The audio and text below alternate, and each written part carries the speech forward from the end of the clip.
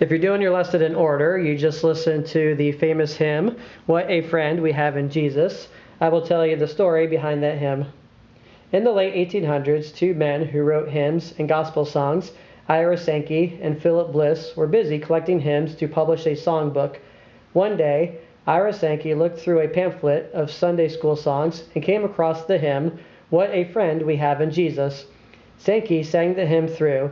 He then read in the pamphlet that the music for the hymn had been written by a good friend of his, Charles C. Converse. The pamphlet claimed that the words to the hymn were written by Dr. Horatius Bonar. Sankey decided to put What a Friend We Have in Jesus in his songbook.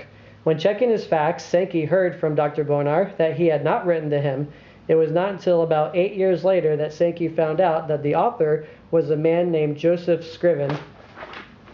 An Irish Christian who loved and served God, Scriven had been engaged to his beautiful sweetheart. The day before the wedding, there was an accident, and the bride-to-be drowned. Scriven was devastated by his loss. He decided to go to Canada to spend the rest of his life helping less fortunate people.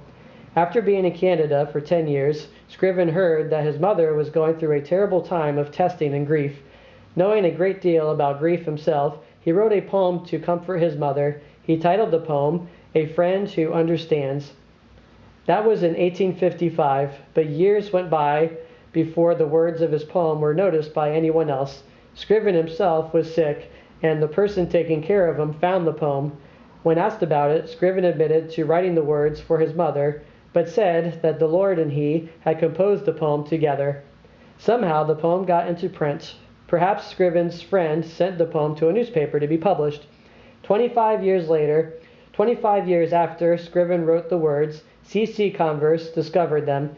He appreciated the poem so much that he set it to music. Together, Scriven's words and the tune Converse wrote became the now famous hymn, What a Friend We Have in Jesus.